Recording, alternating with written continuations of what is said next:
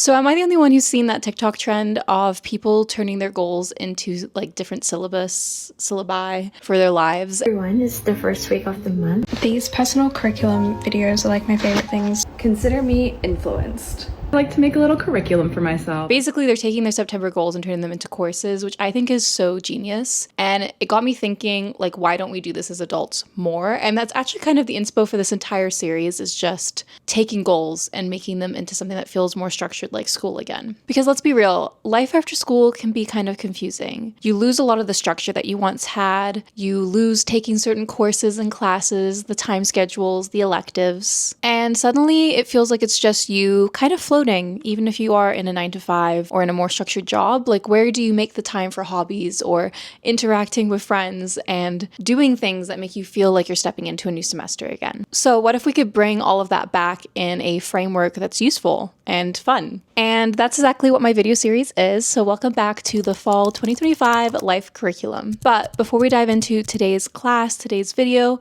let's do a quick recap of the first video in case you missed it. And if you have missed it, make sure to go check that one out first. We started last week with Life 101, which was resetting our routines. Last week's video was very much about bringing that whole back to school energy into our lives as adults. We focused on buying ourselves a little tiny school supply, even if it was just a new gel pen or a new fall themed candle that you put on your desk. We also talked about the importance of dressing up for yourself and having a little challenge to dress in cute fall outfits for one full week, even if you work from home alone. And we also reset our desks and our workspaces. And lastly, we chose one cozy ritual to just anchor the new season. So as I mentioned, if you missed that one, make sure to go check it out first, because you don't want to, miss a whole lesson and then move on to lesson 2, which is this video. So make sure you check it out first and then come back to this one. And if you did your homework for last week's video, gold star for you too. Let's move into class 2. Today's class is Curio 201, Build Your Life as a Curriculum. So think of this as like your course catalog for your dream life. You'll pick your majors today and your electives. You can kind of plan those out too, and structure your new semester ahead. The point of this course is to make yourself love learning again, make it fun, make it playful, and make it feel like you're,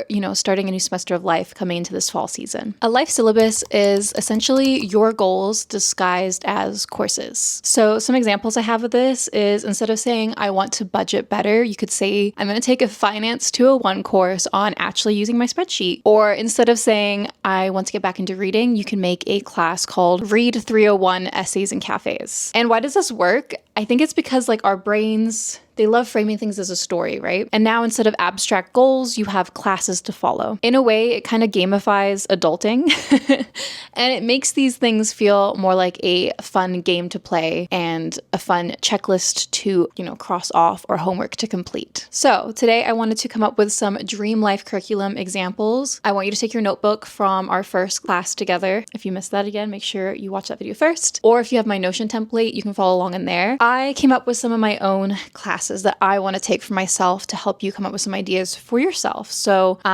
one of my classes, I labeled it Productivity 101, Romanticizing Notion Again, because I have gone through a whole roller coaster of Notion this year where I overplan my life and then kind of beat myself up for it and then trying to plan my life less. And I'm definitely in the season again where I'm more excited about Notion because I've taken a little bit of breaks here and there from overplanning. And I really want to learn new ways to structure my Notion, come up with new ideas. And so I really want to take a little class for myself on, romanticizing Notion again. I also have Wellness 201, Morning Routines Without Guilt. So simple things that make me feel well, not like super crazy intense fitness routines in the morning or anything like that. Just really focusing on a calm morning routine for fall. I have an elective, which is Sketching in Cafés, and another elective, which is Reading Essays in Cafés. I really want to get into reading short essays more because it always helps me come up with video ideas for you guys as well. I labeled this one a seminar, which is like baking cookies and collecting hobbies. So just baking more and picking up more hobbies. And I have one that I also labeled as Wellness 202, which is walks and podcasts as a lecture series. I really want to get into going for longer walks, listening to interesting podcasts. Again, it always helps me just come up with more interesting ideas, hopefully for my YouTube videos as well. So yes, I'm giving myself electives because electives were always my favorite part of school as well. I really wanted to make sure I sprinkled those in. Okay, so let's talk about how to build your syllabus out. Number one, you're going to start with your core classes. So how can you think of which ones are going to be your core classes? Well, you can think of like, what are your non-negotiables in your adult life right now? Could be work routines, health, money. Frame each of those as a course. So your core class equals your foundations. Once you have those figured out, written down in your notebook or written down in the Notion template, then you want to add your electives. So this is, as I mentioned, my favorite part of building your own life curriculum, which is hobbies as electives. So these are, as I mentioned, hobbies, curiosities, rituals that don't feel like work.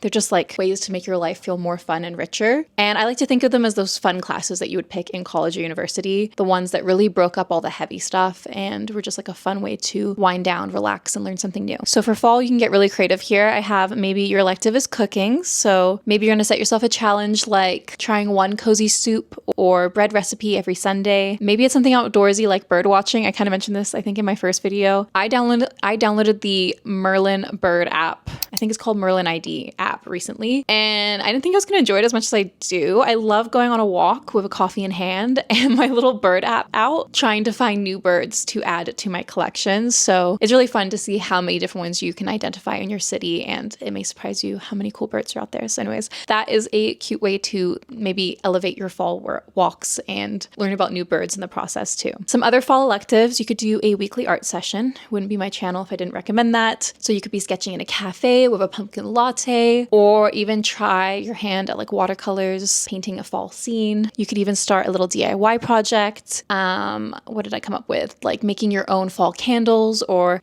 pressing autumn leaves into a notebook. I used to do that as a child, and I kind of want to try that again. I feel like that's such a fun way to, celebrate fall. And don't forget your social side of electives too. I'm really bad at this, but it's good to come up with new ways to spend time with friends. So maybe it's a little fall book club with a friend, or hosting a weekly study hall where you and your friend go to a library or cafe to work on your own projects outside of work and keep each other company. And the trick with electives is choose things that feel playful, and also it's fun to make them feel kind of seasonally appropriate. So make them more fall themed for this semester of life. Another thing that I want you to do today is to create a reading and media list. So instead of a textbook list like you would be given in college or university, you're going to curate your own media syllabus, and you can tie this into your courses and electives as well. So, think of it as a syllabus like I mentioned you get in school, except this is way more fun because you get to actually pick the material that you want to read and learn and listen to, and, curate maybe one book, one podcast, one movie or documentary that you'll engage with this month. And as I mentioned, pick things that are fun and go with a fall theme. I like to go with slightly gothic, kind of moody classics. I personally love rereading Jane Eyre or Wuthering Heights around this time of year. They're such, as I mentioned, gothic classics that are super atmospheric and like just really fit a moody fall afternoon or evening. So make sure you pick things that are kind of fun for this time of year too. Those are my 2 book recommendations if you're looking to try something new. And